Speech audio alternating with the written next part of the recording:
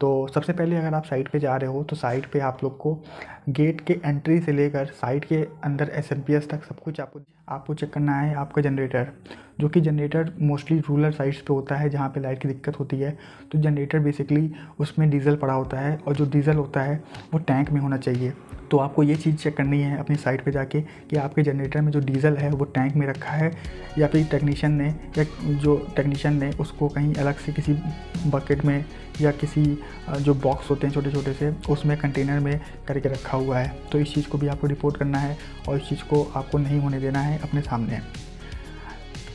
Next चीज़ जो सबसे बड़ी है वो आपको किसी थर्ड पर्सन का इन्वॉल्वमेंट अगर आपकी साइट के अंदर है तो उसको आपको टेक्नीशियन से कह के उसको ख़त्म करवाना है। फॉर एग्जांपल जो गांव में साइट्स होती हैं तो वहाँ पे जो ओनर होते हैं वो अपना कुछ सामान अगर खेत में साइट है तो रखते हैं या फिर वो लोग वहीं पे सो जाते हैं साइट के अंदर।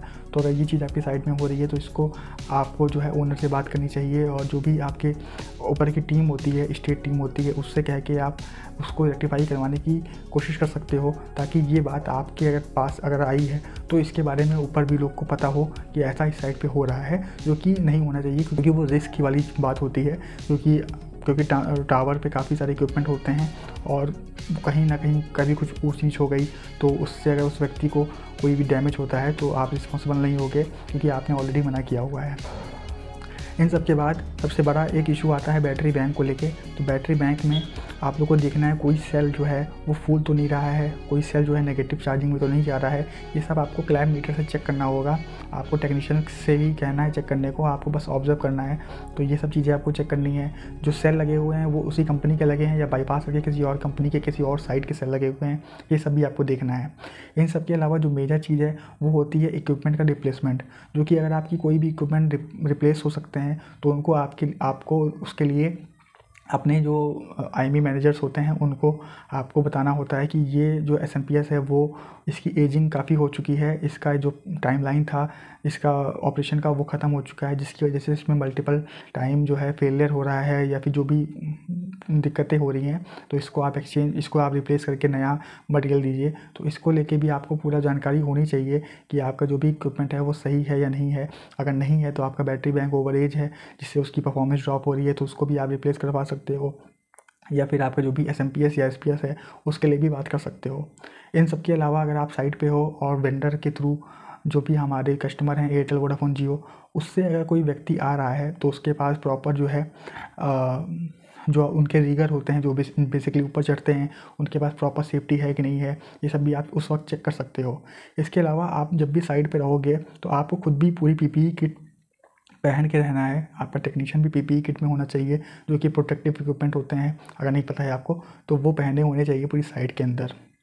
इस सब के अलावा छोटे मोटे चेक्स और होते हैं जैसे कि स्मोक डिटेक्शन जो करता है सेंसर, वो अगर शेल्टर के अंदर साइट है तो वो काम कर रहा है कि नहीं कर रहा है। जो आपके लॉक्स हैं साइट के अंदर, जो भी एसएमपीएस के लॉक हैं, एसपीएस के लॉक हैं, वो प्रॉपर लॉक कर रहे हैं, काम कि नहीं कर रहे हैं। जो आपका एनर्जी मीटर होता है जिसमें आपकी एमसीबी लगी होती है या फ्यूज़ लगे होते हैं, उससे कोई टेम्परिंग तो नहीं कर रहा है ओनर।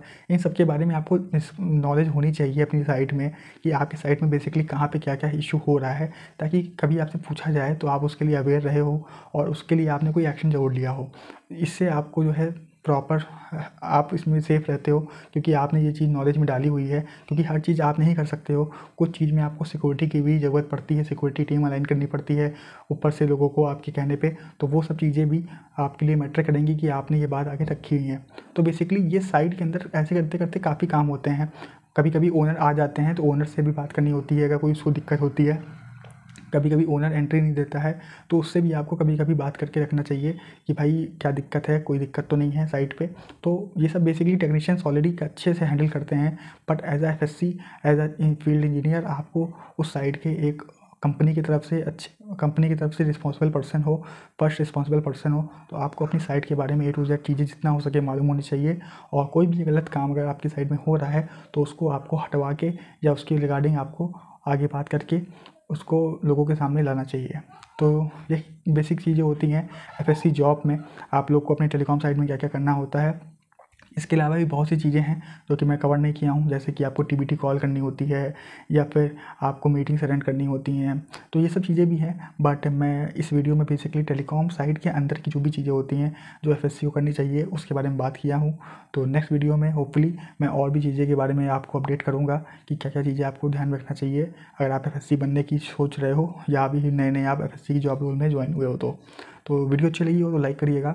पुरानी वीडियोस भी पड़ी हुई हैं जिसमें आप जाके देख सकते हैं, जिसमें मैंने एफएससी में कुछ ड्रॉबैक और कुछ अच्छी बातें भी बताई हैं, तो उससे रिलेटेड भी आप बात कर सकते हो, उसमें जाके कमेंट कर सकते हो।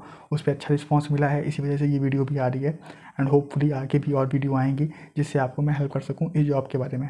So thank you for watching my video. Channel पर नए हो तो लाइक कर दीजिएगा, सब्सक्राइब कर दीजिएगा एंड कमेंट करके अपने जो भी थॉट्स हैं वो ज़रूर बताइएगा। Thank you so much for watching my video. Bye bye.